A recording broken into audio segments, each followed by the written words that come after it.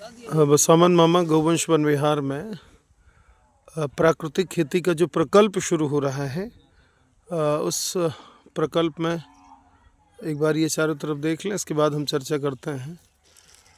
यहाँ पर चना और गेहूँ ये बोया गया है और ये इनका अग्निहोत्र का ये पूरा बन रहा है बहुत बढ़िया तरीके से। ये इनका यहाँ पर जब तैयार हो जाएगा तो हवन होगा और इसमें ये क्यारियाँ बन रही हैं, ये देख पा रहे हैं। तो ये बीच में ये जो बच्चा कर रहा है ये खाद डाल रहा है और ये गली है, तो पानी देने के लिए भी और निकलने के लिए भी। और यहाँ से इसमें ये दो क्यारियाँ, एक क्यारी और ये दूसरी क्यारी ये तैयार हो रही है।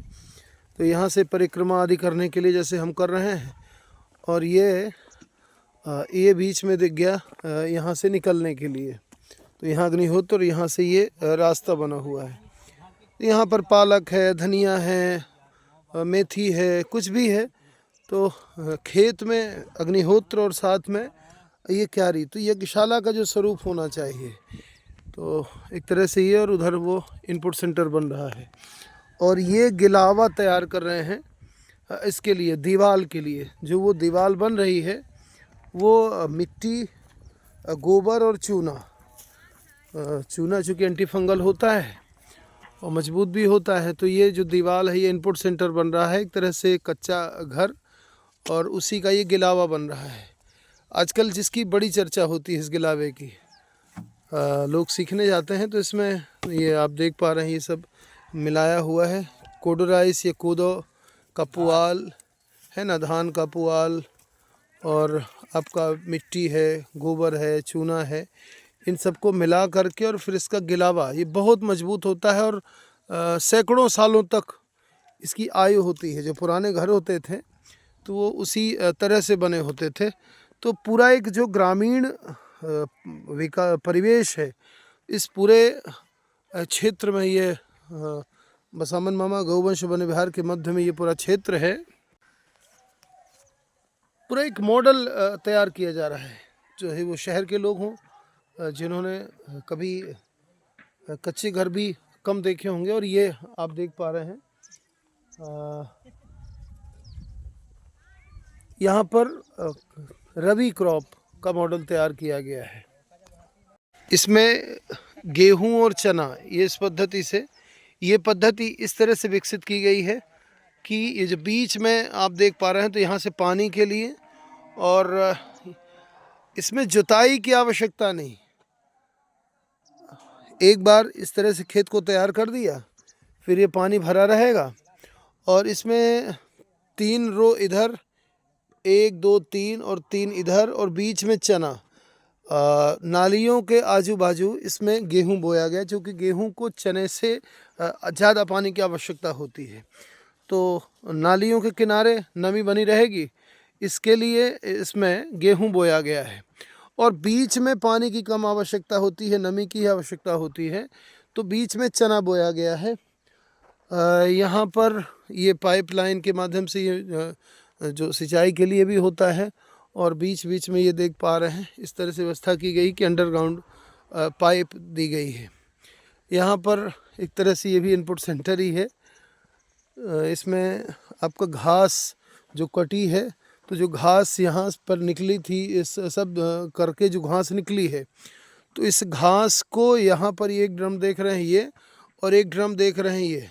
तो इन दोनों ड्रमों में घास की खाद तैयार की गई है। इसके पहले के वीडियो में हमने बताया है कि कैसे घास में फिटकरी डाल करके, पानी डाल करके उसको खाद के रूप में बदल देते हैं।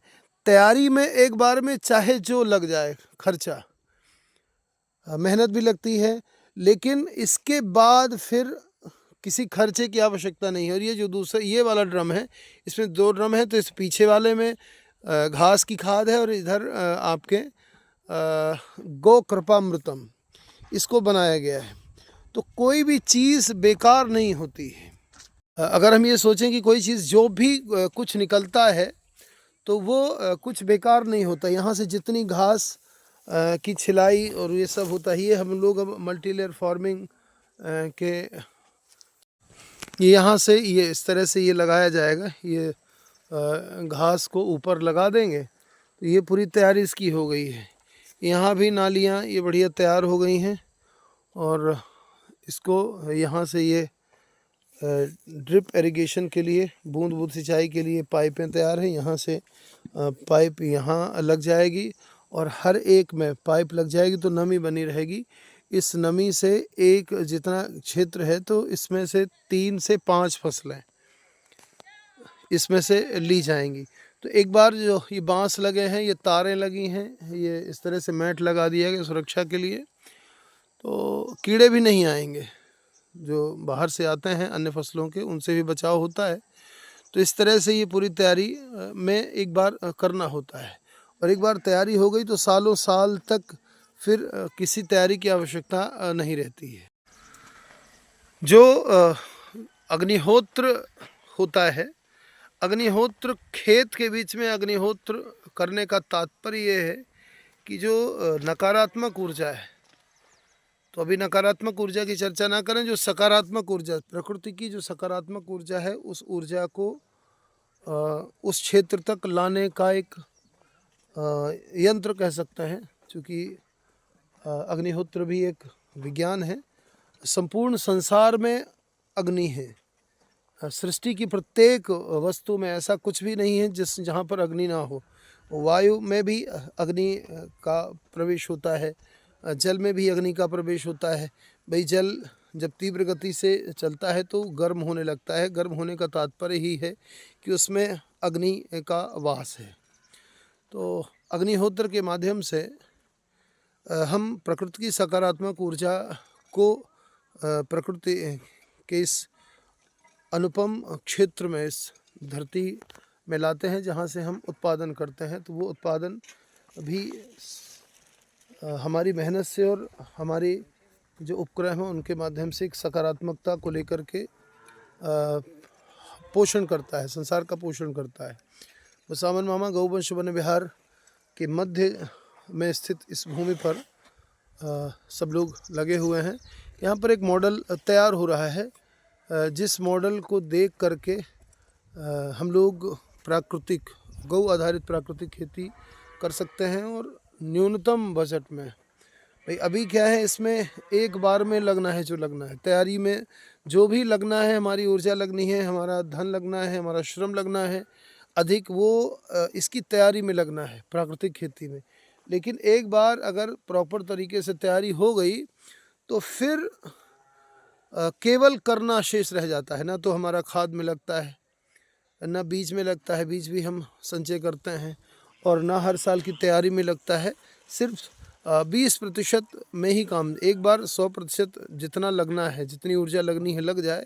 इसके बाद तो केवल 20 से 30% ही खर्च होना है और इसके बाद बढ़िया उत्पादन की प्रक्रिया शुरू हो जाती है। तो आशा है आप सबको ये वीडियो पसंद आएगा और इसको देख करके आप लोग भी प्राकृतिक खेती की ओर बढ़ेंगे और निश्चित रूप से कम लागत में अच्छा उत्पादन लेंगे और अच्छा लाभ लेंगे। जय श्री राम, जय गौ माता।